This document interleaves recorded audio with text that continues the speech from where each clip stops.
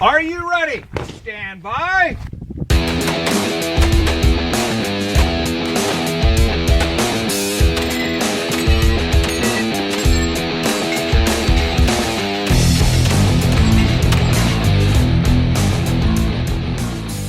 Welcome to the Three Gun Show. I'm your host, Dave Hartman. We recorded the intro to this podcast live, but I have a couple little additions here that I want to tell you about. First, the winners of the 2017 We Defy Run and Gun in 5.56K division, Jason Davis. In 7.62K division, Lyle Chambers. In 15K division, Carter Fairless. And in 20K division, Brandon Stalker. Congratulations, guys. I took fourth in my division, which was the 7.62K, and Wade actually took second in his division, which was the 20K. Show notes and all that are at 3gunshow.com. If you listen to this show real time and you're on Instagram, go over to the 3 Gun Show account. In partnership with Armalite, we are giving away a 3-gun rifle upgrade kit consisting of a 12-inch free float handguard, an adjustable gas block, and Armalite's famous tunable muzzle brake. You can only win on Instagram, so check it out. And if you're listening to this in the future, or I'm recording this in the past, and you missed the giveaway, you can buy all this Armalite gear at special pricing. Just find me on the range or email me, dave@3gunshow.com. Now enjoy this one. Welcome to the 3 Gun Show, brought to you by Armalite. I am Dave Hartman, and I'm your host. And with me today is Wade Jones. Wade, how you doing? Doing well, Dave. How are you? I'm doing great, thanks. This is a special Match Recon episode, and we're going to talk about the 2017 We Defy Run and Gun. But we say special because this one's unique. So first of all, we're face-to-face. Yes, this is a very special episode. It is. Of the 3 Gun Show. And we're recording this out by the lake, Benbrook Lake. Yeah. And we're just outside of Fort Worth, where we're staying for a couple days after the We Defy Run and Gun. And the other reason that this is very special is you actually shot this match. Yes. Yeah. So it's unique in the normal way that we do the Match Recon. It's basically I'm calling up and telling you what the match was like, and we're going over that sort of thing. So this is going to be a little participatory. It's going to be a little bit different flavor than what we normally do. Yeah, and I think it might. A lot of people probably don't know that, or they do know from my questions that I don't shoot a lot of competitively.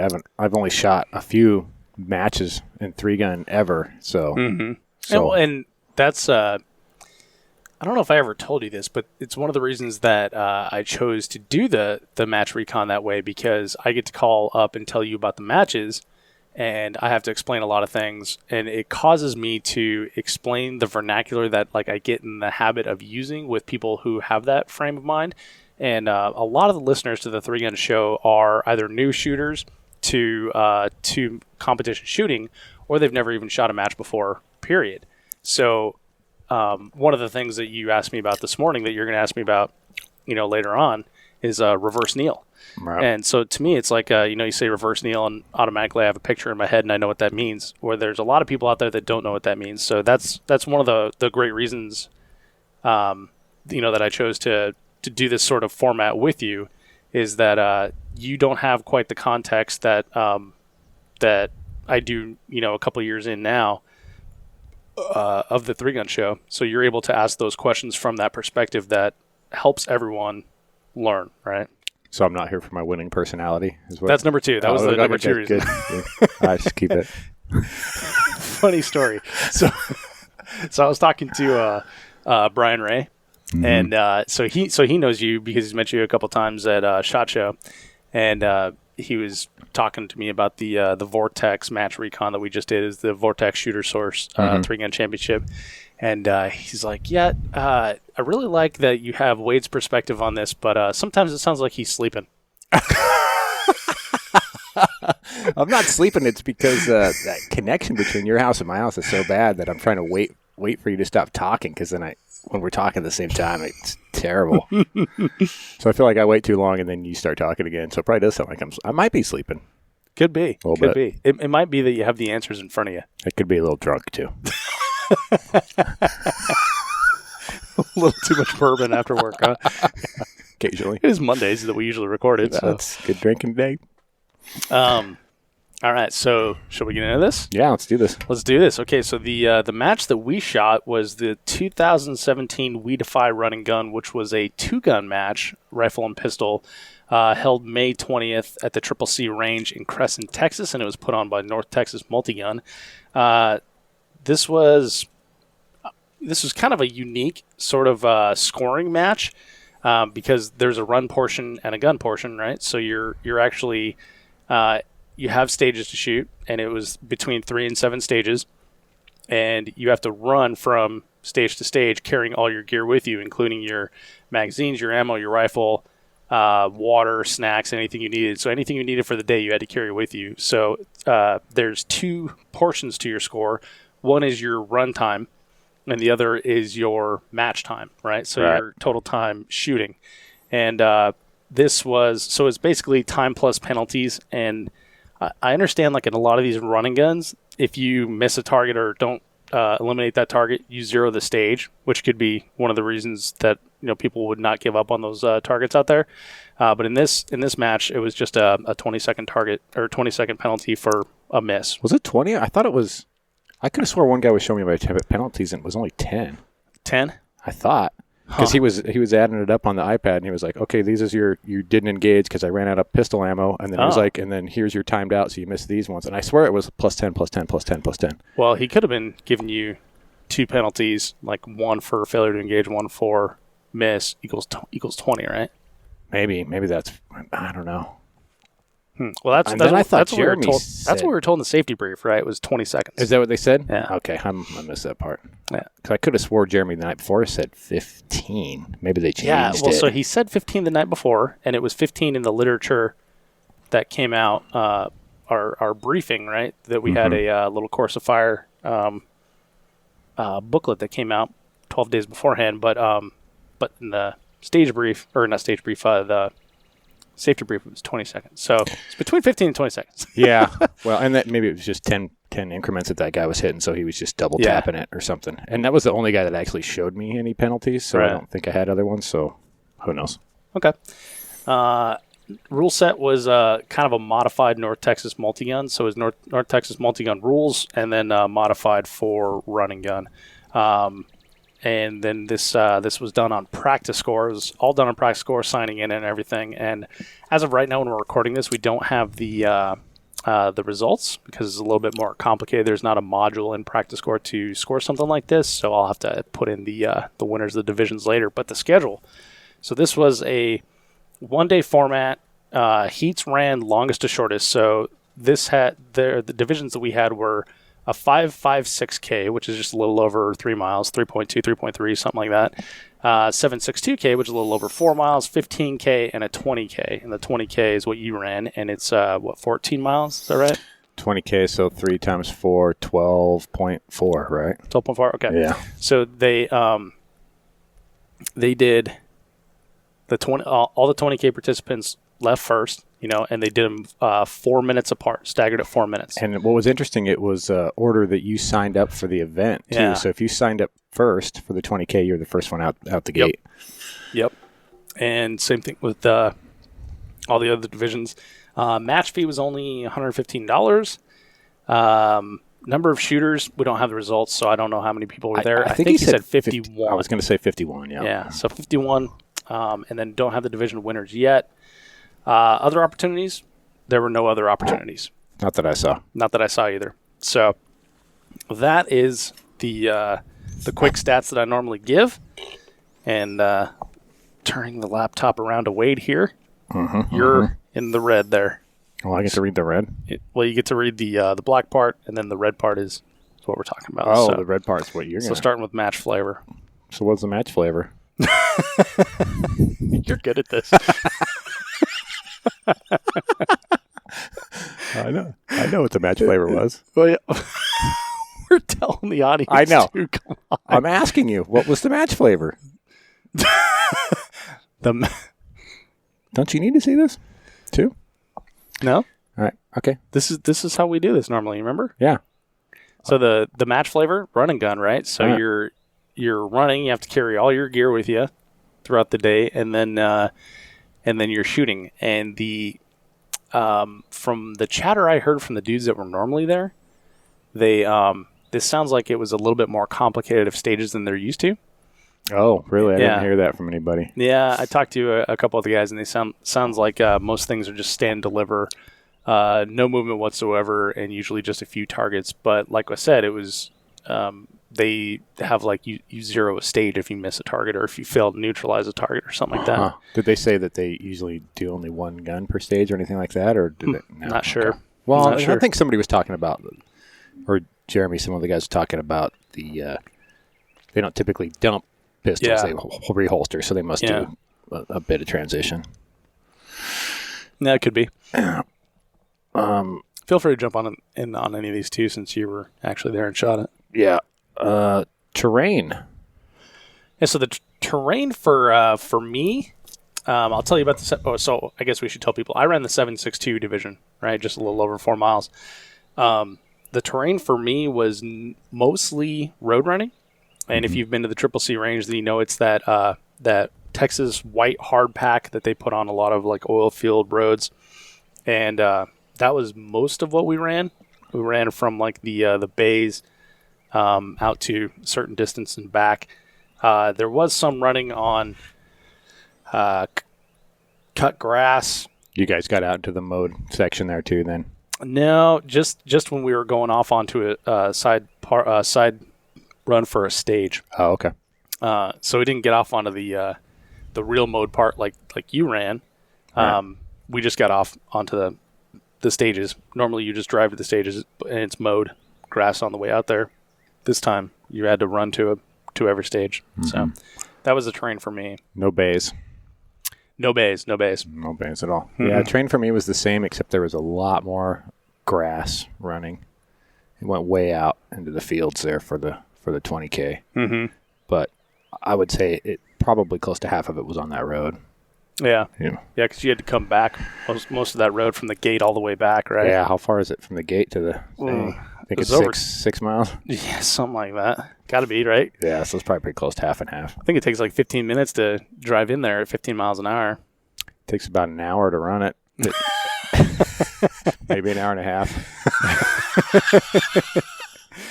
Well, and so the point of that portion normally when we do our 3-gun breakdowns here is that we're talking about like the match flavor, right? Or the match what's it called, format. So I would also add in that these were very simple stages where in 3-gun, you have to solve a problem. These were kind of like there's maybe 1 to 2 arrays of targets and at max, and Right. some of them there was just 7 targets you had to neutralize. Mm-hmm. So And I guess, I don't know if this would be part of that too, but we didn't mention that depending on what distance you ran, you had more stages. oh yeah. So I shot 7 Yeah. as opposed to 5 for they had 5 on the both? Well, here's the 5.56K shot 3 stages. Oh, they only had 3. Yeah, and so then the 7.62 division had 5 stages. You guys had 5. And then the 15 and 20K had 7 stages. Right. So there was 2 stages that I didn't shoot that you did. Right. And I'm trying to think. Yeah. Okay. Well, we can talk about that in a minute. How about the skills utilized? Skills utilized, running. I'd say running. Running was a big skill. Mostly running. I would say that they're that probably running comfortably. Yeah. With not having a backpack that's going to chafe you over a few miles, or a buttstock or a grip that's going to poke you in the back and give you a sweet bruise like I have today. Yeah, and I would say ability to unsling a rifle and get it ready is helpful, because I lost a lot of time because I had a biathlon sling, which is like a backpack kind of setup with 2 straps, and I had to keep it pretty tight to be comfortable, and then trying to get that thing off my shoulder and get it ready was timed me out on one stage for sure. I'll tell you one thing. You had some weights on stages, and I didn't have very much time to wait. But one skill I would say that needs that you could utilize is quick memory of instructions, because there were times like halfway through the stage, I mean the stages were short, but Right. I forgot, like, am I supposed to shoot these 2 times or 3? Right. Did I get all of them? Oh, no, there's one more target hiding behind that tree. And in 3-gun, we kind of fall on the crutch of we get a lot of time to walk through stuff. We come the day before and walk through, and they didn't have any sort of walkthrough the day before. There was like no one there the day before but you and I, and it's because we were staying in the trailer on the property. Right. So even then, though, we only kind of saw where the stages were. We didn't even look at them. Yeah, no. we didn't get to see them. No. And so I would say that the ability to quickly memorize instructions and descriptions would be a what's it called? A skill. And going along with that, I noticed that some of the stage descriptions said to unsling your rifle and some did not. So if they didn't say to unsling the rifle, I took it off right away before I shot. Oh. So I guess that's for the for gamer in me. for the all rifle stages? For anything that had a rifle. Well, I would take it out and I would hold it and I'd be like, what are we starting? He's like, oh, it just says, we just start unloaded. So I have the mag. Like, dude, I did too. Okay. I had the mag like almost touching the mag well. And I was like, eh. I absolutely did too. So he's like, just unload it. I'm like, okay. And so I took my mag and I put it like an inch from the loading port or the mag well. So when I hear the beep, I just smack that thing in and rack the charging handle and go to town. So what I would do is I would smack it in there and I would rack the charging handle and then I get a dead click because I didn't seat the mag long enough. And then I would bang on the bottom of the mag a couple times and then do it again and then it would fire. And then I wouldn't have my ear pro in, so then it would be really loud because I would take it out when I was running. Really? Well, especially in that back part, man. I was running for an hour and a half or something. Like, I don't want to run with my ear pro in. Yeah. So that was when I came back around and bang. It's like, whoa, that's loud. That's bad, dude. Yeah. So then I'm trying Especially to fish. That muzzle brake. I'm trying to fish one of my foamies out of my left pocket with my left hand and stick in my right ear while I'm pointing the rifle down the range. Luckily, it was at one defense, so I could kind of rest my rifle on it. Yeah, it didn't go too well. My ears are still ringing. A little bit. Yeah, that's really bad. If you don't have ear pro in when you here's a tip for anyone out there who hasn't shot a match or made this mistake before. If you pull the trigger and you realize that while shooting your rifle you do not have ear pro in, you have just damaged your ears, and any trigger you pull after that will absolutely damage your ears. So stop right then. It's not worth the time or the points to do that. Because I've talked to multiple people, and one of them I'll have on the show coming up here soon. But I've talked to multiple people that do that, and they can point to like one specific instance where they were up near a barrier and they, their ear pro slipped or they didn't have it in right or whatever, and they say, "Yeah, I definitely have diminished hearing in that side of my head because of that specific purpose." So if you're listening to this and you haven't made that mistake yet, if it ever happens to you, just stop right there. And especially if you're like me and you're already deaf in one ear. Yeah. You got to protect that other one a little bit. That's a good question. Now, did you so you can't hear out of your left ear? Right. Did you only wear ear pro in your right ear, or do you stuff the left one anyway? No, because the eardrum's still intact, so it still hurts. Oh. The sound you still feel that concussion. And what's funny is because my left ear rings all the time, I've got permanent ringing in it. Oh, really?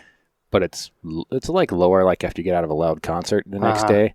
But so that sound, the ringing went louder. Oh, you're kidding. No. Weird. Pretty weird, yeah. So it's still ringing a little bit Wonder louder today. So my right ear, luckily my right ear is back, so it didn't catch as much as the left, but still wasn't good. I wonder if a few more rounds we can get your hearing back, maybe. Or maybe we can deaden the right and to the left so they're the same, and then I'll just... Nah, it's bad. Just walk around with a huge hum. That's a terrible idea. All right, what are we at? So any other skills that you think you can utilize? So we had to carry a lot of dummies in this one. Yeah. So if you're not proficient in carrying sacks of dirt, then... Yeah, so these were like MMA and heavy bag type dummies. So I think the lightest one was 50, and that one you had to hoist on your shoulder, and then you had to shoot kind of one-handed. That one wasn't too bad. Yeah, those are big targets we had to shoot. That one-handed. Yeah. The one bag that was in the front seat of the car was tough. That had to be an 80-pound And you pulled bag. that through the window, right? Yeah, the door was locked. The door was even open when I got there. Oh, really? Yeah, I mean it was shut. It was shut, but not latched. And so I just ripped it open and I grabbed the thing and tried to pull it out. And the guy's like, "You can open the door," and I tried the handle, and it was cold. So now, I'm on the clock. So I'm like, "What am I going to start fiddling around with?" Yeah. So I grabbed it with both hands, and I put my foot on the door, and I just started ripping it out of the window. Yeah, the guy was laughing at me. It worked. I did pretty good on that stage, I think. Yeah, good. But then I also had to turn him like, can I shoot through the car? Yeah. He's like, yeah, shoot through it. All right. Of course you can. Well, I don't know, dude. I've never shot through a car before. Yeah. Inexperience, right? Yeah. Well, I had to duck a little bit because it's like a Jeep Liberty that's on airless tires. Yeah. So you probably had to duck quite a bit to get it through there. Yeah. Well, because I was kind of shooting around the side, so I was kind of low anyway, and I was Yeah. swinging through. That was interesting. And then you didn't get the third dummy stage, right? Because I think that was only 15, 20K. Yeah, so I didn't get that one. that one was sitting on a table, and you had to grab it and run it up behind a barrier and then shoot through the ports on the barrier. Okay. The other skill I would say if you're going to do this is what I didn't do, and probably what a lot of people didn't do, was test your equipment before. Yeah. I didn't even have a chance to run with any of it. And Well, so you live in Denver, and Yep. so it's difficult to find a spot where you can run around with a slung rifle. And yeah, I mean, pistol and I stuff. could have made a trip out to the mountains and Yeah. did it, but I didn't. And I wouldn't say it cost me, but it was a little bit of fidgeting trying to figure out the comfortable way to run that far. I would say on the 5.56, it probably wouldn't be that big of a deal. I mean, you could run with a rifle in your hands for that length. Yeah, and I saw a couple guys doing that. But when you're getting out to 10, 12 miles, you got to have something. You got to have it slung somehow. Mm-hmm. You're going to be miserable. You know, I was thinking as I was running this, and I don't know. I don't think this comes in anywhere. Oh, maybe we talk about this in Fun Fact or Funny Things That Happen. But I was kind of thinking as I was shooting this, is like, man, this would be like the one time I would want an AR-15 with a carry handle. All right. You know? It's like that wouldn't be a bad carrying position for it would be all right. Especially for just the 4 miles that I ran. Well, so when I was coming out of the second stage, Bravo, I was coming down and a guy was coming up. He was I didn't catch his name. He was probably maybe a little younger than me, maybe late 30s, something like that. And he had the rifle kind of holding the buttstock in his right hand and almost like a, I don't know what you call that, port arms or something. I guess not like a. It's like parade like ready a parade or something. rest Yeah. or something, right? And he was trucking with that thing, man. Like he was moving. Really? I was surprised he didn't pass me. He might have been in a different class because I'm like, this guy's going to pass me at some point because he was just flying with that thing, and he had like minimal gear on him. Yeah, but there was a wide variety of gear out there for sure. Let's talk about that down the bottom at the funny things that happen in the match or the wrap up. Let's move on. All right. here. So what do you think the longest shot was out there? So 200 is what they said the farthest shot would be, and I would say that's pretty accurate. I actually shot the Vortex Spitfire, the 1X, and you know, it's interesting. You get so used to shooting one reticle that when you pull up another one and it looks a little different, it kind of throws you for a second. Yeah, I'm sure. Yeah, it's kind of weird. So, you know, I started out shooting 1X when I started shooting 3-gun, but I've been shooting magnified for, you know, the last year and a half, 2 years, something like that. So that was a little bit of a change. But, yeah, 200 yards, and then I had pretty good zero on that, so it wasn't too much of a trouble. What stage was the 200? I'm trying to... It was the one with the pickup truck, or not the pickup truck, the like a Isuzu Rodeo that we had to shoot the two poppers that were on either side of the truck, and then there was a gong on the passenger seat, a gong in the driver's seat, and a gong in the center. Right. That's one my ear profile out. Yeah, and we shoot that from a fence. That was actually kind of fun. Those were it was kind of fun shooting into a vehicle. I don't think I've ever shot into a vehicle. I've shot out of a lot of vehicles. It was tough because that vehicle was kind of a light gray or It whitish. was white. Yeah, well, like white, and then the Targets weren't painted. Yeah, so I couldn't see them. I was just assuming that they're taking up this space. That's what I did too. And I had my 4-power, but I unintentionally, and I'm kind of glad I did because I think it helped my field of view. I had it set at like 2.5. Oh, cool. Yeah. That and that was definitely just helps from the field banging of view. around on my. Oh, really? Yeah, I tried to grab it, and I just felt it twist. And I was just like, all right, well, we'll see where it's at. It was fine. I mean, because I thought I wasn't sure if I hit the focus. Right. So, well, you can always look. You know, it's got the 1, 2, 3, 4. But I was in it. I was like, yeah, I was watching myself shoot at that point. Yeah. You know what I mean? I gotcha. So then there was another stage that had like 7 targets, that were probably like between 110, 150, something like that, but you're shooting downhill. Mm-hmm. And with that one, I had quite a bit of trouble because the shoot down, you aim down type thing. Mm-hmm. And I was holding like a whole plate off on them. It was pretty crazy. But then I realized I just had the wrong ammo in my rifle. It was not the stuff that I zeroed with. So we had a rough zero session anyways. Yeah, we'll get to that in the fun factor. And then last there was another stage with that was like 5 paper targets close up, 150-yard pistol shot. And every steel you had to put 2 rounds on, by the way. Yeah. Which is unusual for 3-gun. Yeah, throughout the whole thing. Throughout the whole match, yeah. And then there were 5 rifle targets out to like 100-ish. So they started like 60 and went out to like 100. Logistics. So shooters meeting.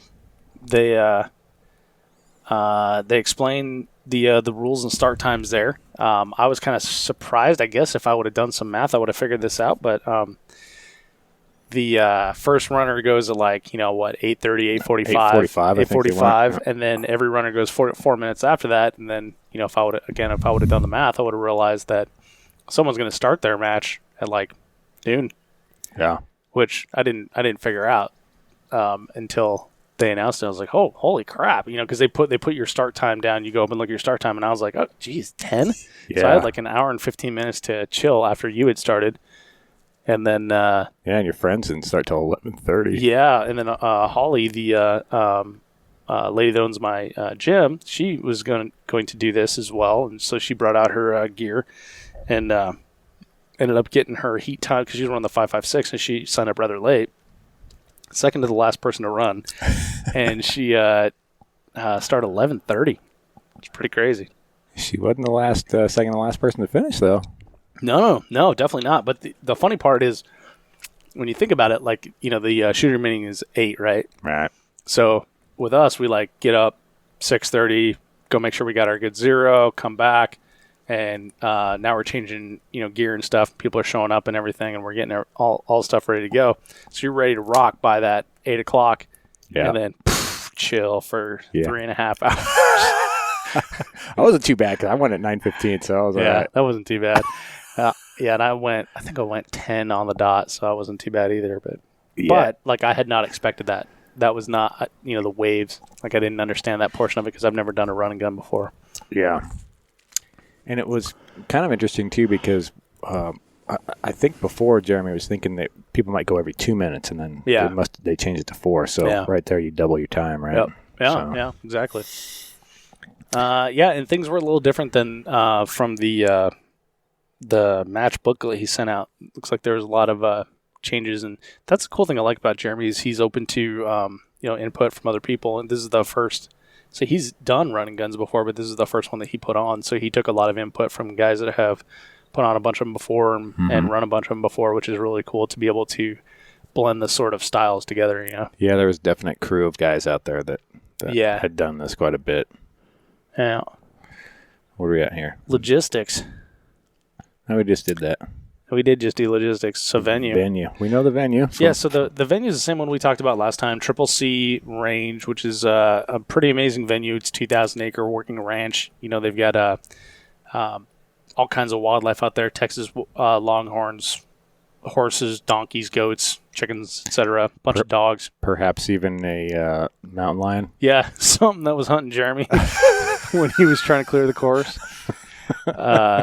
And it's kind of interesting because I see my notes here from last time, and it says very well-developed PRS playground, which no longer exists. No. The shipping containers and the half helicopters and stuff that were there before got moved out. The long-range club is no longer welcome there, apparently, for whatever reason.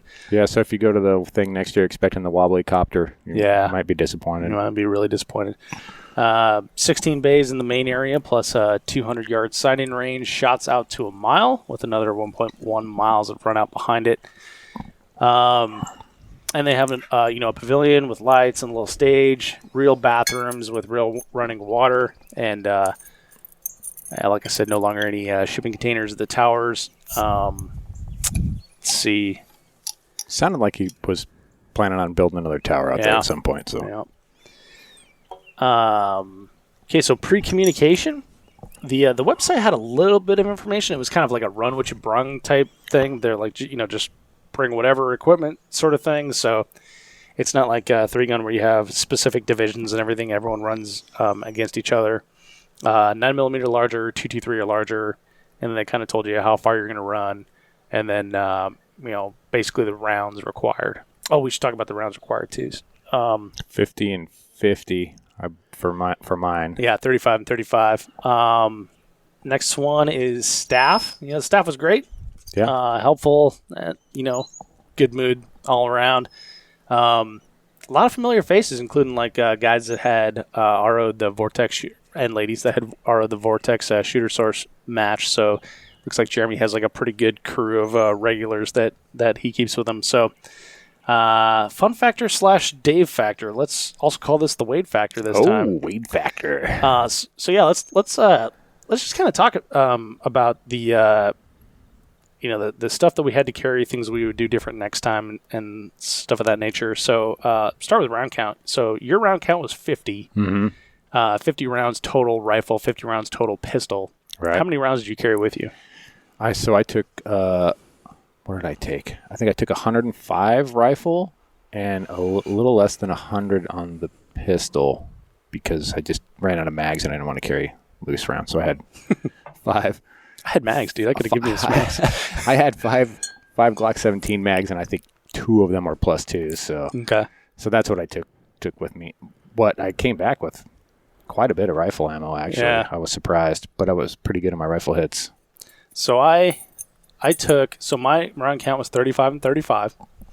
I took 3 PMags, just normal 30-round PMags, because the carrier I had wouldn't carry any base pads, or wouldn't allow for any base pads.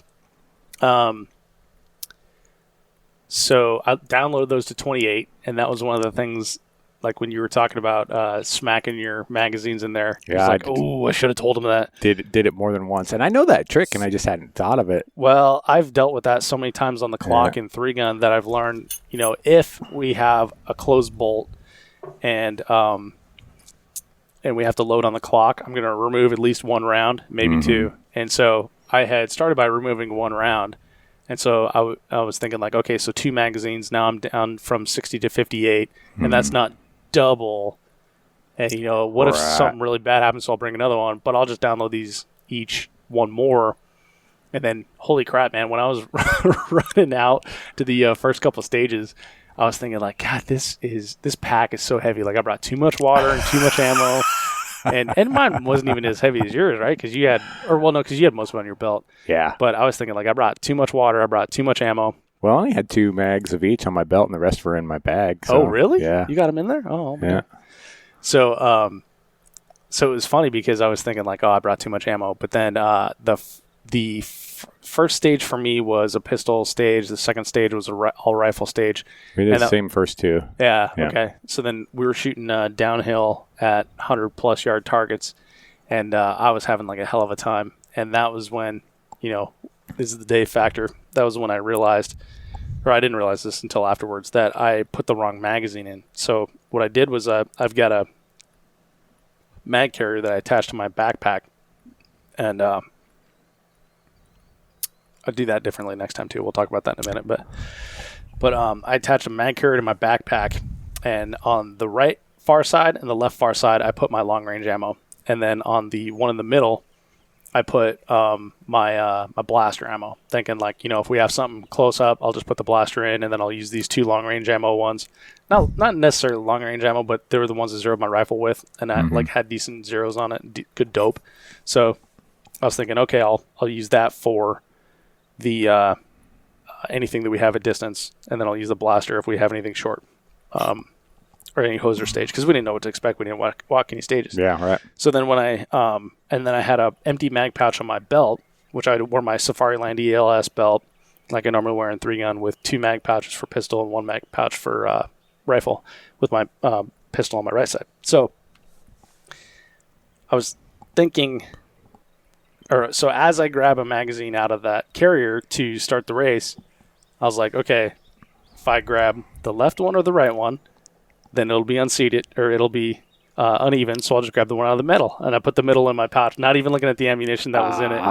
And then when I got done with that stage, I had one round left because I was just having a hell of a time hitting those targets. Man. Yeah, because the velocities were so different that anyway, so I put it in Sri Lock later, and the velocities were so off that like the 50/200 yard zeros moved up like a couple inches, and we were shooting downhill at 100 yards. So I was having to hold like a whole plate and a half low, which is kind of funny. But anyway, so the point was that I had one round left, and so I blew. That means I blew like 27 rounds on what should have been 14 hits. I was gonna say right? 7 targets. Yeah, 14 hits. It's like, jeez.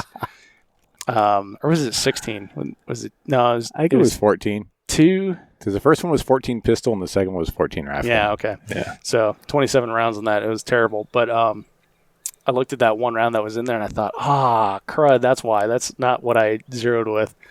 So that's when I figured it out and shuffled my ammo around. But I put a few extra ones on that one, but not too bad. Not that much.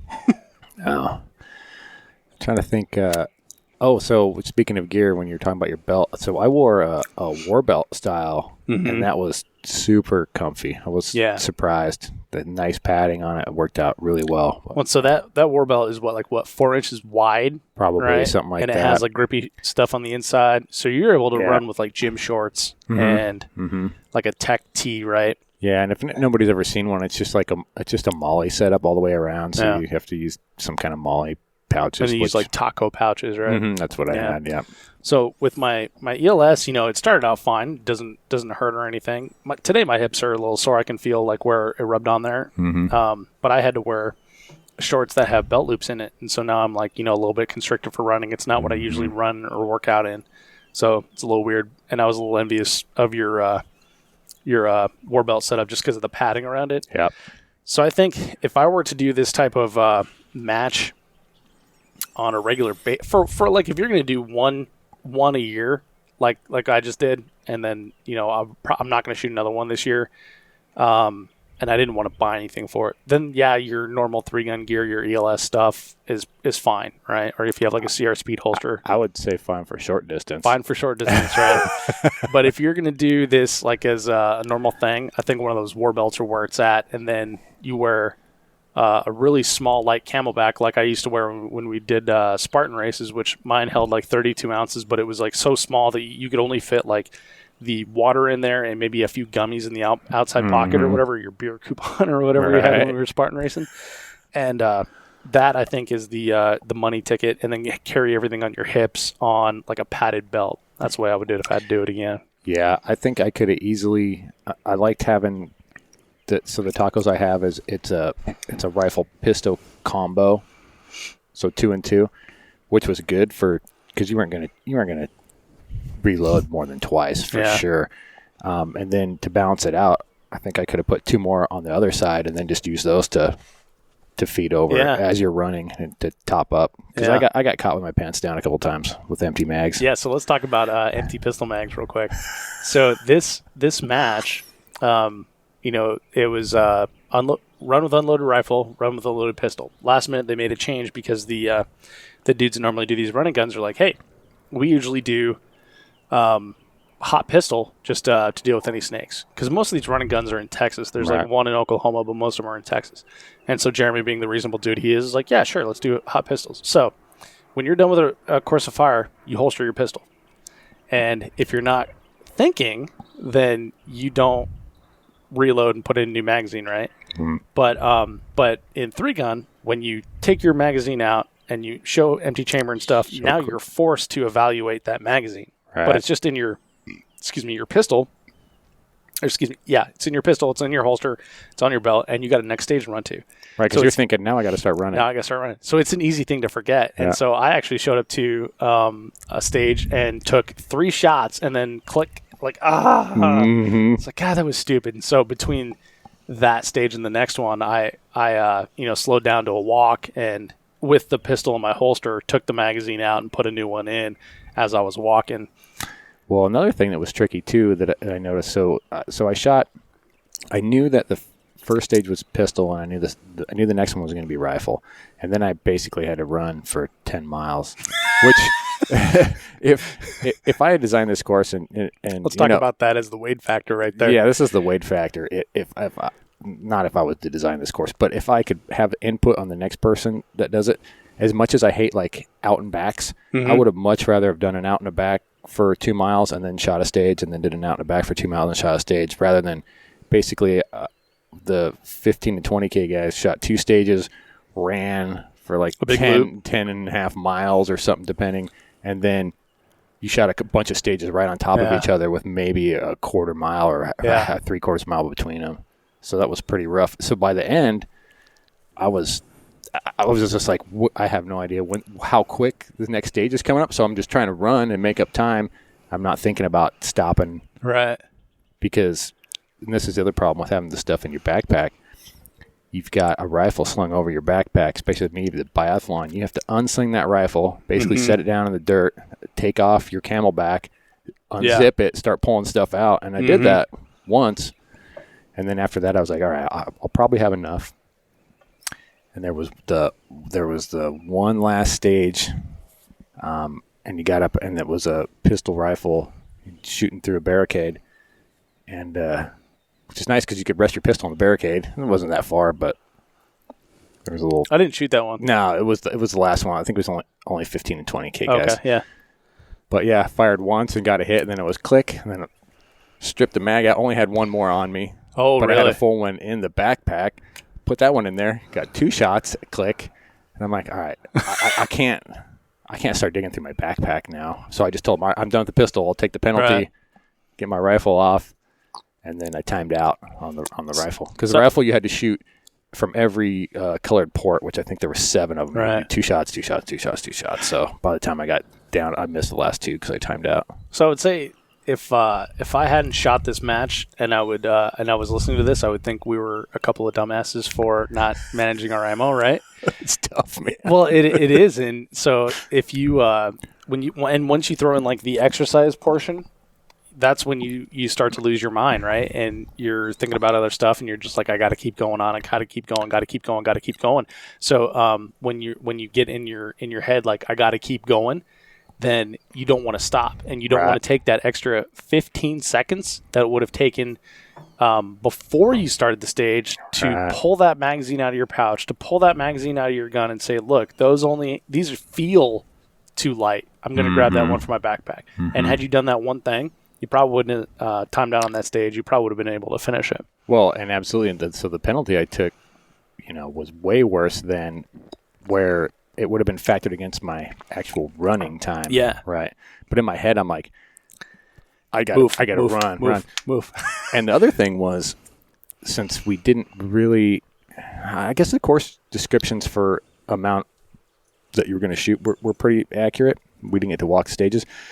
But in my head, I didn't go over it well enough, so I had no idea what the next stage was going to be. Yeah. Like, I was like, this last stage, I don't know. Is this going to be all pistol? Is it going to be all rifle? Is it going to be both? Like, and I'd get up there, and I was like, oh, man, this is going to... Well, and you remember when we were driving in to the range, we were looking at those signs, and it was like 7.62 this way, 20K that way. Mm-hmm. And even as we were driving in and, no sort of stress of a match or a run at all, for me, it seemed kind of confusing. So at the last minute, before I was getting ready to run, I went to my truck and grabbed a pen and grabbed my phone and looked up the description. And I was like, okay, because the stages had letters, right? Mm-hmm. Alpha, Bravo, Charlie, Delta, Echo, Foxtrot. And so I wrote down on my hand the stages I'm going to shoot. I'm like, if I get confused, I'm not going to skip one. Yeah, I almost ran past one. Yeah, because there was a guy that ran a 5.56K that actually ran past a stage. He only had 3 stages and he ran past one. Yeah. Yeah, I had 7, and I'm not convinced that I shot 7. I may have only shot 6. Like, I try to think back. There's so much physical stress by the end of it, like that. Which was kind of the one thing I liked about it was we probably ran out. I don't know, maybe a mile to Alpha or something. Yeah, it was a good. I think it's a mile there. It's probably a good mile. Which those are pretty big hills too. Yeah, kind of rolling hills.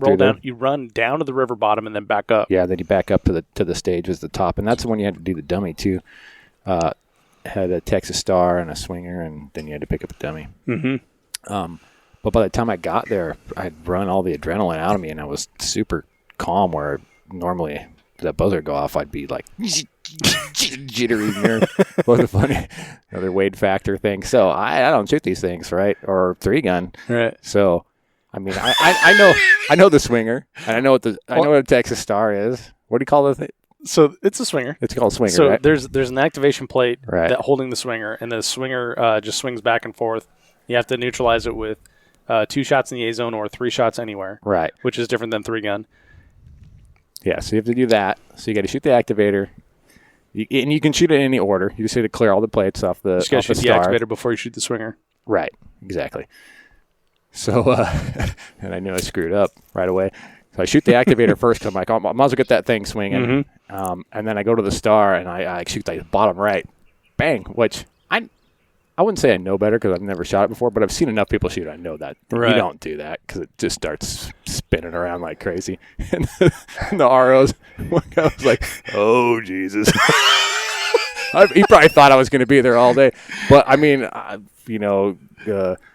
goodwill or luck or whatever. I only got 2 misses on it, so I cleaned it up pretty good. I was pretty proud of myself. But then that swinger, like, I had no idea if I was hitting it. I put 4 or 5 on it and just called it good. Yeah. Well, and that's swingers are interesting. I'm not to the point yet where I can confidently call my shot on a swinger, but what I do is I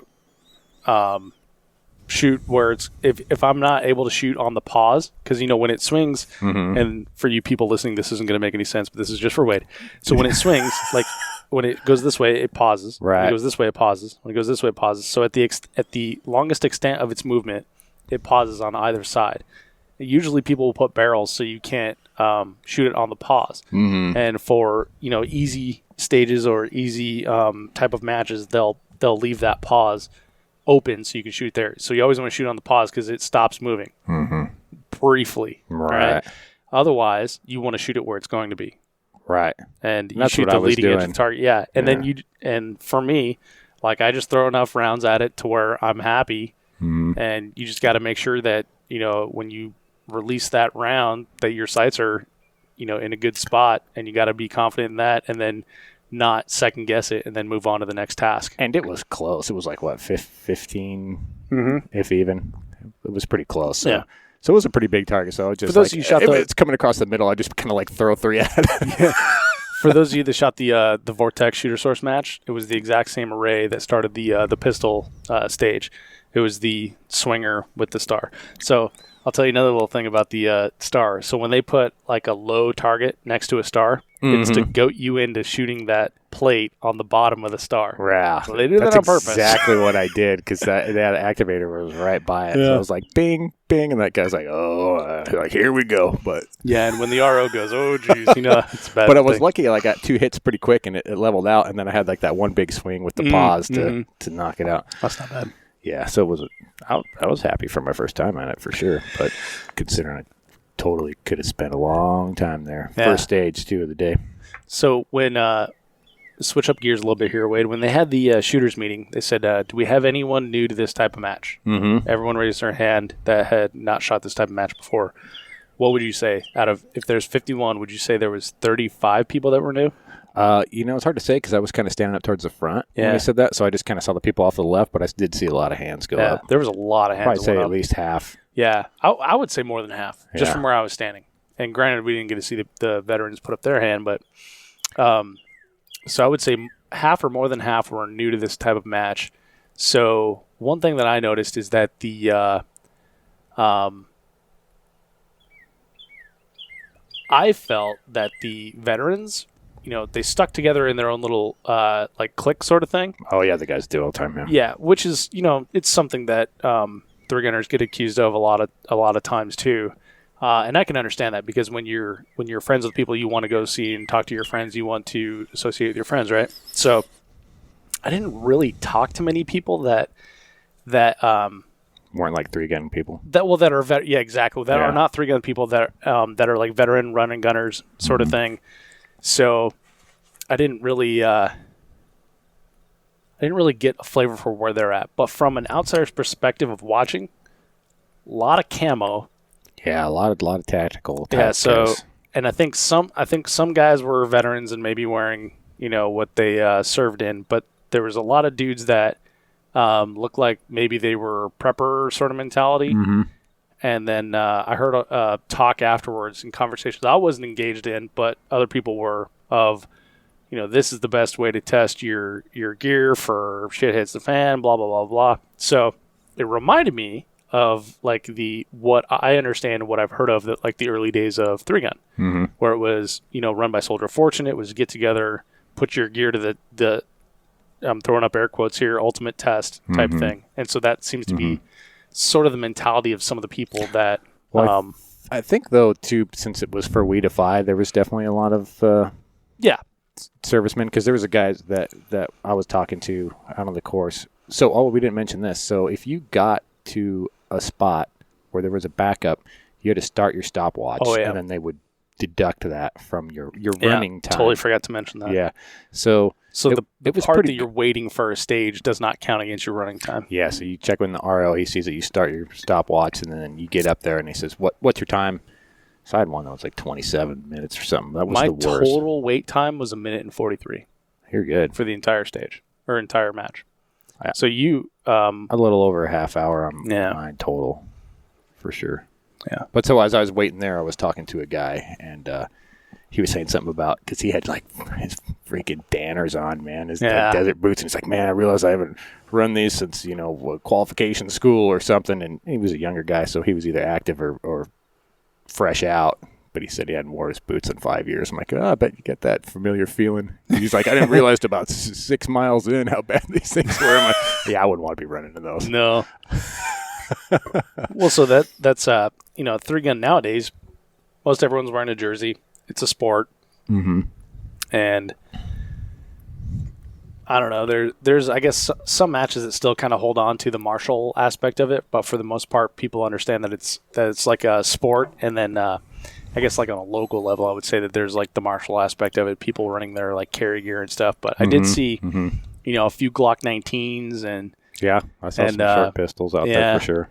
But there was also dudes that were running like super, super lightweight, dedicated setups to like this sort of match. Shorty rifles too. Shorty like rifles. A 10-inch something. A couple guys had suppressors. Yep. And there was a couple guys. There's even dudes shooting heavy.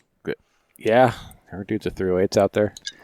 And there were a couple guys that were, dressed like me that were in running shorts and, tech tee kind of stuff. So it covered like the whole gamut. Yeah, it was pretty interesting. But if you show up to like a major 3-gun match, probably see one dude in camo and maybe it's a goof. Right. Right. Depending on the match, right. know.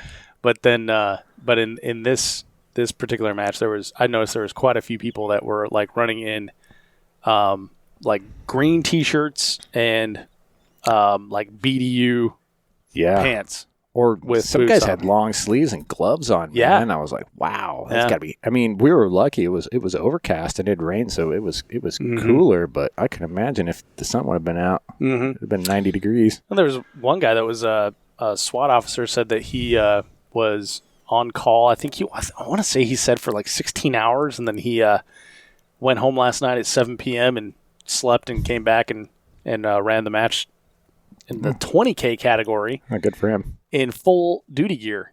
Wow. Yeah, so he said around here, which around here, I don't know.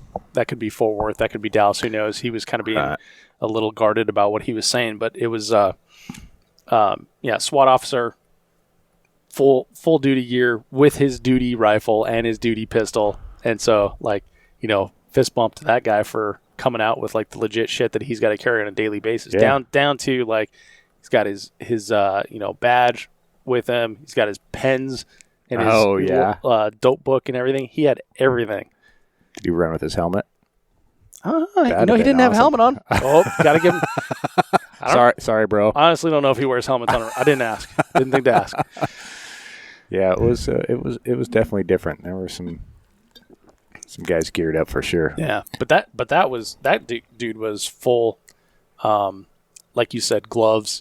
Long sleeve shirt, long sleeve pants, and running out. Long sleeve pants, I love those. Long leg pants? I think you just call them pants. Pants. Pants with legs in them. go down to your feet. I like short pants. Hot pants. He's out there in his hot pants. Look freaking hot from where I was sitting. Anyway, what have we not covered? Anything? Funny things that happened in the match. So I already said my ammo story. Did my Texas Star story. Yeah, I think you had a reverse kneel. Oh yeah, so when we were there was the one stage you had to get down on a log for those rifle targets that were 60 to 100-ish, whatever. Mm-hmm. And I was trying to think of like what position I want to be in this, and I was thinking like maybe I'm in a reverse kneel, but I don't understand what that means. So can you explain to me? Like, I've heard Dave say reverse kneel on the podcast 1,000 times. Maybe I would want to be in that. So if I'm kneeling, I'm on my knees. Yeah. But if I'm sitting back on my heels, is that still just a kneel? Interesting. So it's a little bit different in 3-gun. Just like port arms, and 3-gun is not really port arms. Okay. Right? We've got a mutual friend, Guy, who was our sound dude at SHOT Show. First time I was like, okay, well, so we're going to stand at port arms. Guy's a Marine, and so Guy does the port arms. He like snaps to attention, sticks his chin forward, and he goes to like port arms. I'm like, no, dude, don't want to do that. He's like, but this is port arms. I'm like, I know, but we just have to suspend reality for a moment here. So this is port arms B. Port arms Bravo. So so port arms is different in 3-gun, right? And low ready is like come on, you got to be kidding me, that's low ready sort of thing. Oh, on your shoulder, like just below your chin. Yeah, exactly. So everything's different in 3-gun. So if you let's start this way. If you're in an open field, there's no barricade, you're going to take a shot. What are the positions? There's standing, right, offhand. Sure. There's what we call the rice paddy squat, right? Sure. So it's basically a deep drop down, ass to grass squat. Ass to grass, deep squat, taking a shot, and there's kneeling, right? Mm-hmm. So what's kneeling? So you have, if you're a right-handed shooter, you have your right knee on the ground, left knee up, left arm on that knee as support, shooting, right? So that's kneeling. Okay. What's reverse kneeling? So then I guess my right knee. Right knee's up, left knee's down, and your right arm is supported on that right knee, and your rifle is on a barricade. So reverse kneeling is really only used for barricade work, and it's to give you multiple points of contact, right? So your rifle's on the barricade, in this case a log. You're down on the rifle. Your right arm is either on or against you. It's either on or against, like on the inside of your right knee. Sure. And that does require a little bit of flexibility to get to that, but the point is to create as stable a position as possible. So that's reverse kneeling. Okay. Makes sense. So what I was doing was like something nobody ever does. So then there's a thing called double kneeling, which is kneeling. Right? Okay. Double kneeling is 2 knees on the ground. Right. And then leaning into that barricade. And right. So that's most times I will double kneel. Reverse kneel, for me, if I have shell caddies on, is not the most advantageous position, mostly because of the beer belly thing. It's kind of embarrassing to say, but yeah, and then also breathing. For me, like double kneeling is more stable, so it's all about knowing like the positions that you're better in. So for me, on that log, I was double kneeling. That's what I did too. Log was pretty low. It was pretty low. I ended up sticking my mag in that kind of knot that was hollowed out to get up high enough to see all the targets. So I was double kneeling and trying to kind of pull down on the rifle to pull it kind of solid. At that point, you might as well just been standing. I'm just kidding. I actually did pretty good on that stage, Dave. I'm saying if you're if you are resting your rifle on your magazine, and that rest is a barricade, there's probably a better position you could find. So if you're saying like strict of the rules, what are the best positions? That's not a position you want to be in. Right. Well, it makes sense because it's just that pivot point. Correct. Yeah. The thing was, if I got the rifle down lower, I couldn't see the targets. But you were saying you just shot through the grass where you expected the target to be, where I felt like I had to see it. I don't know why I felt like that, probably from inexperience. Well, and so we've always heard like, oh, the grass will affect the trajectory. But at 55 yards. Exactly. That's the route that I chose, is like, 55 yards. So I just I looked at all the other targets, and I did this really fast. I did this as I was shooting. I didn't even think about it because I was already down in that position. But I looked at all the rest of the targets and I figured, this is the length of the strap. This is where the target's going to be. And I, as I was moving to that last target, popped my head above the 1X and saw where it's at. Popped down and I saw that it was just behind the grass. And I just took 2 shots where I expected that target to be, and it was hit. So good enough. Yeah. Yeah, lesson learned, except it was long grass. But in my head, I'm thinking like shooting through a hill or something. It was just grass. But, then after I did that, I completely missed the target on the right that was obscured by a tree. And so I had to change positions and then get up back. And that's another thing about, this type of match where you don't get the opportunity to do walkthroughs and stuff like that, is you don't know the best position to see stuff. So yeah. I was fortunate on that stage. Well, not fortunate. I guess it worked out to my advantage, but that was the one stage that was backed up for almost a half an hour. Yeah. So I got to watch like 8 people shoot it. Yeah. And I had to watch 8 people whiff it pretty bad. Well, not 8. A lot of people. About half of those guys did terrible on it. Yeah. But some killed it. So I was just kind of like, what'd that guy do? All right. So, but everybody kind of set up on that right side and then had to shift to the left. Did you do that, or did you just find one position that you could see all of them? When I first walked up, when I got on the left, I was like, there's no way I can't even see those targets. So I think you had to go right and then go left. Good. Well, good. I feel better then. Yeah, that's what everybody did. So I kind of followed what they did. Well, so what? Okay, let me ask you what you would do different next time. As far as let's specify that a little bit. Usually I leave it really open, but let's talk about gear first of all. So, of the gear that you brought out, we already said that you had your war belt, you had Glock 17 with a Glock 17 holster, obviously. Mm-hmm. Your taco pouches on your left-hand side, and you had a biathlon sling to carry the rifle. Rifles like a 16-inch rifle with a 15.5-inch Odin O2 Light handguard. Yep. Exactly. Sweet handguard. There's a sweet handguard. Yeah. Yep. I thought the rifle was fine. It worked well. The 1-to-4 power was fine for sure. That's what I'm used to on it. So I wouldn't really change anything as far as rifle pistol setup. I would have just put more mags on my belt and not had any in the backpack, because if you needed to consolidate mags, you could do that on the run. Yeah. And then I would have got with like you said, a real small Camelback.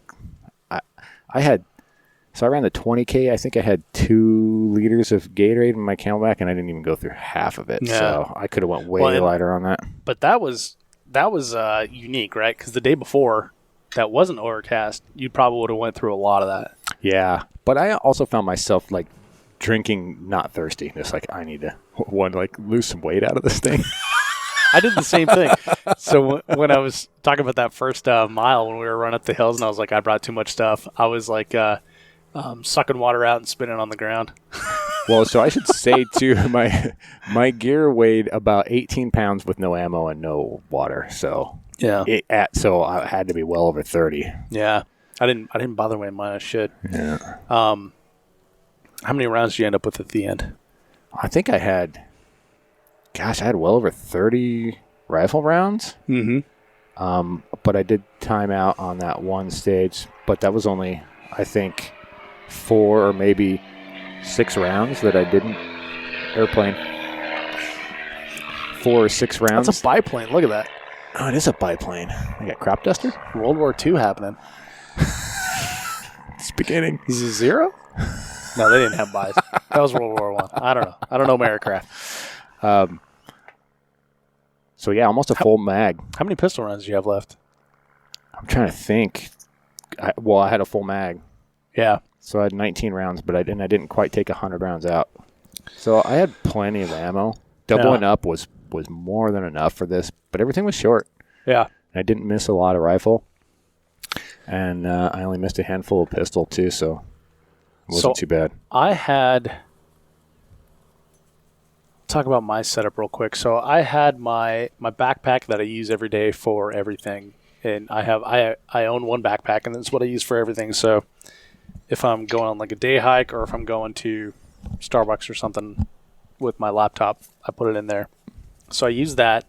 I attached a 4 mag pouch that has 4 30-round magazine pouch. PMag has become magazine pouch. P magazine pouch has become the Coca-Cola. So and then 2 pistol mags, mag holders on that as well. And then I attached that to the outside, like Adam Maxwell and I talked about in the video that we made and posted on the Facebooks. So I attached that on the outside, and then any spent mags I tossed inside the backpack, which Adam told me to do. It was a fantastic idea. I brought three PMags, loaded 28 rounds apiece for 35 rifle rounds. I brought 4 pistol magazines, 2 22 rounders. They're Glock 17s with turn tactical base plate, and then 2 Glock mags with the Glock extensions that were 19 rounds. So I had all those, and then I think I ended up with, I want to say, my 1 full 19-round mag I didn't touch, and then I think I had like 8 or 9 rounds from my other pistol mags. 8 or 9 rounds? Or maybe it was even more than that. Maybe it was like 10 or 15. But with the rifle magazine, I think I had 32 rounds I didn't use. So quite a bit. But I don't know if I would change it next time. I think I would bring almost the same amount. Because, cutting it too close is cutting it too close, and maybe that's like part of the juice for some people. Right. Right. Yeah. It could be, right? Like, well, you gotta think in your head, okay, I've missed this target. Yeah. And how many rounds do I get away with? And, maybe that's the exciting part of this game because, this is my first play of this game. So the other thing is I had an Armalite M15 13.5-inch 3-gun rifle, which I normally shoot an 18-inch rifle that has a Seekins barrel in it. And you held them side by side. Yeah. Like, oh, man. Way different. And so running with that little 13.5-inch with the Vortex Spitfire on there, thumbs up. Yeah. Because that was a super lightweight setup. I really like that. That helps a lot. Because my rifle, too, has that, I think it's a Bravo company, the tapered ultralight barrel or whatever, too. Mm-hmm. So that helped a lot. Well, my upper receiver weighs 1,000,000 pounds, but... Yeah. Your rifle's really light, though. Yeah, overall. Yeah. Could be lighter, but... Yeah. Well, I don't know. I picked it up and thought, well, this is a light rifle. Yeah. So. Funny thing I almost forgot to mention. So I was a stage you didn't shoot, but it threw me and at least one other guy was like, yeah, that was terrible. So you're at the line and there's a popper and it's huge and you have to shoot it with your pistol. And then you have to wait for the popper to fall before you can advance. You advance to the ridge and then you're shooting down at some pistol targets. Oh, really? And they weren't too far. They weren't there. But the popper, I was like, he's like, the guy's like, you can't move until it falls. I'm like, oh man, is this thing set up funky? So I'm like, ping. I'm like, oh, maybe I'm hitting it low. So I'm going to go over the head. Ping, ping, ping, ping, ping. I shoot it probably 6 times. I'm like, what the hell? And then I wait and then it falls forward. I just drill on this thing. And the guy's like, you got to wait for it. And I'm like, oh man, now you tell me. Like, I've never seen a popper fall forward. Oh, really? Yeah. Is that like a common thing? Yeah. Oh, I had no idea. I mean, it's not. I don't know if you can tell by looking at it. You can. Okay, so yeah, I'm thinking I'm like, what's wrong with this? It's 115 grain. It should be knocking this thing over. I've seen a lot of people do that same thing though. Yeah. Other dude I was talking to about it, I was like, oh man. He's like, yeah, I put about 8 rounds on it. I'm like, because it was so close, you could just like bang, bang, bang, bang, bang, bang. I was like, come on, go over. So yeah, that's why I wasted a lot of rounds there. That cost funny. Me. That's really funny. Yeah, I've seen a lot of people do that. I haven't done that myself because the first time I encountered him was like a USPSA match, and I was able to walk up to it and go, "Oh, curious. How does this work?" Yeah. So, good times. Yeah, lesson learned there, I guess. Yeah. So I guess my back to wrap up my gear thing. Like the only thing I would do for my Division 7.62 is I'd probably take less water if it's overcast. I would probably take the same amount of water if it's sunny. I think I think the war belt setup is where it's at with the cushiony type thing, keeping it all on your hips. And so I would carry less on my back, more on my belt, only the water on the back. And then agreed there for sure. Yeah. When unslinging, I was catching my rifle on the backpack itself, because the the magazine pouches on the back, the backpacks on the back, and so there's so much junk to like catching on back there. So I run slick with just my 32-ounce Camelback, put all the P mags in my belt. I would have 3 and then 4 pistol mags, and then I would either buy or borrow some sort of war belt type setup with like the the padding and stuff, which I think would be more comfortable and also similar to like a backpacking belt type setup. Yeah. So sling wise, I ran the Magpul MS3 sling, and that kind of dug into my neck on the right side, but not nearly enough to make me think like, oh, this is the wrong sling to have. Just maybe need to tighten or loosen or play with how it goes. But I would say that,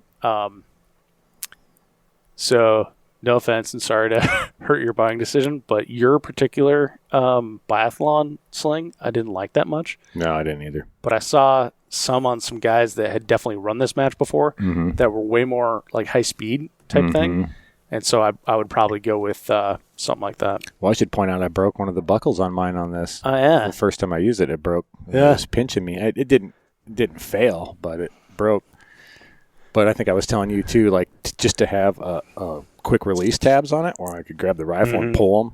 That would have saved me a ton of time. But then again, you'd have to hook those back up when you leave. So something to be decided on that. Probably a little more research on the rifle. So Nick Miller was carrying his like 19-pound rifle. He's his normal 3-gun rifle, and he's got the Vortex Razor on there, which is very noticeably heavy scope. And he had some sort of like hunting sling. I think it's the same one that Jacob Betzworth and Lance Dingler use, and Nate Staskowitz for just like normal run and gun stages. But some dudes were cruising like the full front down tactical in the front sling too. I was like, man, that's gotta be a drag to be. Well, and I just imagine like charging handle banging you in the chest. Yeah, for sure. I don't know. I thought on the back was good. It was good to have the backpack there. I was finish that thought. Nick Miller looked really comfortable, but you look good, Nick. Look good. Looked happy. But to that Magpul sling, in the front, I think would have. I ran with it a little bit of the front, like running around the yard before I did this, and I was like, in a pinch I could, but I should probably put my hands on the grips to just kind of push it away from my chest a little bit because it does end up banging on there. Right. But to have that backpack on and the rifle on your back, it kind of absorbed all that stuff, and I don't know where I ended up with that bruise on my back because maybe there was like an exposed portion, but.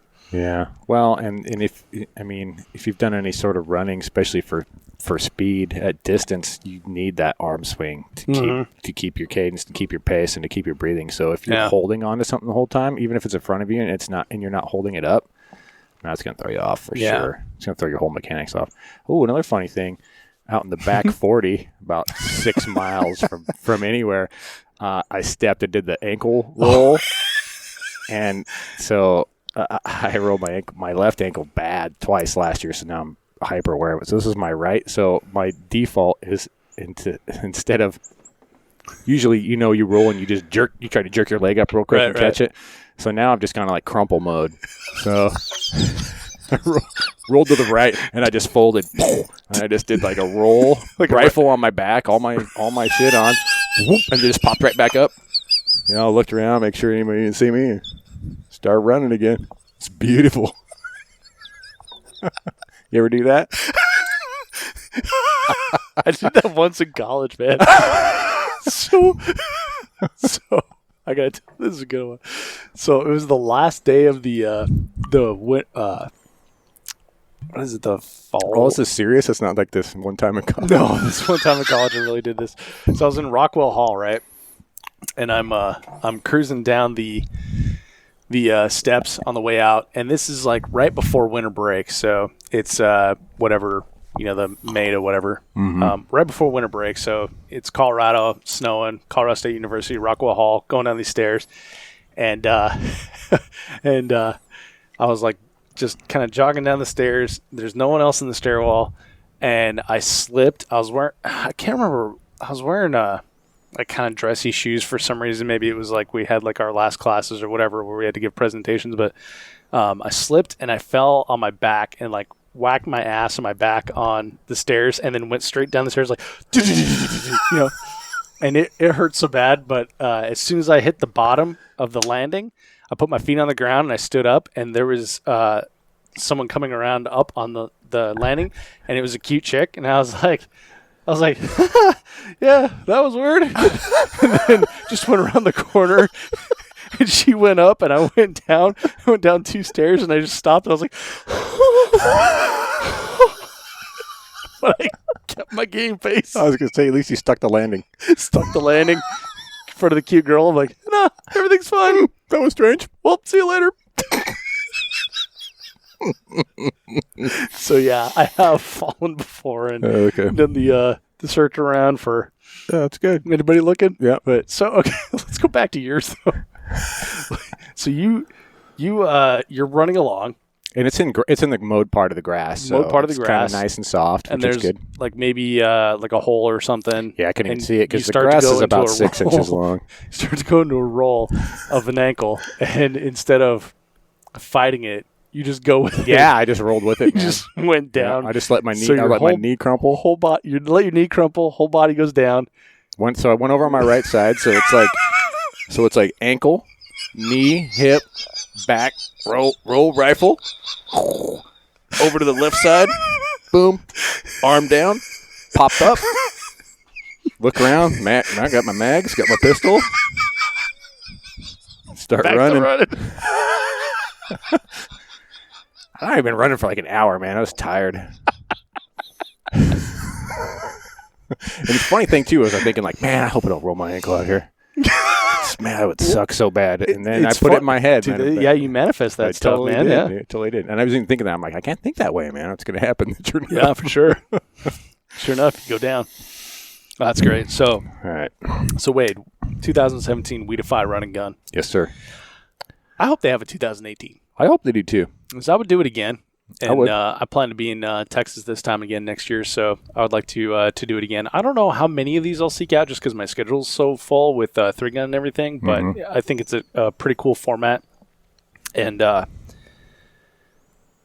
probably something everyone should do. One thing I would say is I wouldn't do the 20K again. Yeah. I did. I did one. I took that one for the team. That was for the 3-gun show. Thanks, buddy. But because really the incentive of it, as compared to the 15K, was just running 3 more miles. Right. So if there the was maybe 15K an extra you ran stage, 7 stages. Yeah. Yeah. So if it would have been 3, 5, 6, and 7 stages, then I'm like, all right, well maybe it's worth it just to do like. I tell you what, for me, like 1 more stage is not worth it. So yeah, for what I would say it'd be 3, 5, 7, 9. 9. Yeah. And I think that would be cool because then there's an incentive, and maybe you make like those longer ones like really cool stages. Yeah. Because there's going to be less people running it, so they could be a little more intricate. Yep. I think the one problem with the backup at that one stage was that was the most time intensive to score. Yeah. And that was an everybody shot stage, so it just got backed up. Well, the other thing I heard a couple of those guys talking to some other people, and they were saying that normally they shoot one distance. So they don't do a 5.56K, a 7.62K, 15 and 20. They do a 5 mile. Mm-hmm. Yeah. That's what you come for. And usually they said they'd be all steel. Yeah. Too. Yeah. You wouldn't have any. Well, and all steel helps so much with scoring and expediting the stage because there's not much to reset. Oh, I got a question for you. Talk to me. I think about it. A morality question. Morality. Yeah. So when I'm on that stupid popper, and then I run to the cliff's edge, and I think there was 4. They were huge plates, but they were downhill. Mm-hmm. Were they big square ones? Yeah. So they're probably like steel challenged. something. They Yeah. they were numbered. I mean, numbers looked huge on them. So, but they're pistol. So I'm like, bang. I think it was 2 on each. I was like, bang, hit, bang, and I didn't hear it, and he's all hit. So I was like, all right. If he calls an RO, RO calls a hit, you move on. Okay, that's what I did. But I was like, I'm pretty sure I didn't hit that the second time. Yeah. But after that stupid popper, I didn't feel too bad about it. Yeah, I've actually done that when ROing like a local match. When someone's just like in a mad cadence, and then it's just like boom, hit, boom, hit, boom, hit, boom, hit. You're like, Yeah, you can't take it back. Well, yeah, you can't take it back, Right. and then they're like, look at you, and you're like, don't shoot again because I already called hit. Yeah. You know, I screwed up, not you. That's So, what I figured. I was like, all right. I thought, I was deaf at that point too, so maybe I didn't hear it. But I'm pretty sure I didn't hit that one. So, all right, good to know. Yeah. So, anything else that people should know before attempting this type of match or attempting this particular match for next year? I would say the one other thing that I learned was I went out there with a real cheap hydration pack Coleman deal that's kind of a thin, flimsy material. And you saw my rifle wore through it by the end of this, wore a hole through it. And I almost lost a sight tool out of it. Oh, and that's another thing. Make sure the caps on your optics are tight. I lost the battery cap on the Vortex. Which is weird because I actually found it. Dave found it. This is your Burris, not Vortex. Sorry. Yeah. Thinking of you. Yeah. I'm thinking I'm you. Burris, yes. And I actually found it, which is weird. And I found it and I gave it to Jeremy. And then later on, you're like, oh, I lost my cap. I'm like, no way. And then the bikini cover on my scope I lost too. And that was also found, which was awesome. So I would just say make sure that your stuff's kind of tight and stowed. And if you're pulling it off, make sure you have somewhere to stick it because when you're running for an hour, you're not going to pay attention. And I would say that, having a good zero is important. Also, just like in normal 3-gun, but being conditioned to physical activity or running. If you're not able to go and run a 5K normally, running a 5K with 3 rifle magazines, 4 pistol magazines, a pistol and a rifle and water is going to be a little bit difficult. And that's one thing I noticed is like I definitely did not train near as much as I wanted to or thought I should have. And it definitely showed when I was like carrying that weight with or on my back. And even if you're trying to practice this, maybe throw some simulated weight on your back like sandbags or something like that. Yeah, absolutely. Because I'll even put into perspective from all the obstacle racing we've done. I mean, we've run Spartan Beasts, which are similar to 20K length, 13 miles with some crazy elevation. This thing beat me up easily as bad as those just from that extra weight. Like I really felt it in my hips and my knees and my legs today. So you definitely need to be prepared, especially for longer distances. I would say probably a good rule of thumb is if you're going to run the 5K, you should know what it's like to run a 10K. Wow, really? With no gear. Like I think that's the kind of damage you're going to do to your knees and whatever. So okay. I would say that's probably a good rule of thumb. Not that you're going to do a ton of damage to yourself, but just that's what your body's going to feel like. Right. You're going to feel like you ran twice as far. Right. All right. Well, so Wade, thank you for coming to this match, for flying down, running it with me. It was a good time. Hey, thanks for having me, dude. Glad we're able to do this, have some, also vacation time on the end of it. Huge thank you to Holly, the head coach at Bastrop County Strength and Conditioning. Oh, yeah. For coming out and running it as well. And Brandon Stocker for coming down from Colorado to run it. So it's pretty cool to be able to, Oh, thanks to Lyle for turning us on to the barbecue place. Oh, yeah. Heim Barbecue in Fort Worth. Thanks, Lyle. And, and big thanks to Jeremy for putting on this match and for all the great stuff he does for the sports, shooting sports in general, and, of course, the We Defy Foundation. Good times. Yeah. Let's do this again. Let's run, let's gun. And until next time, everybody, thank you for listening. See you on the range.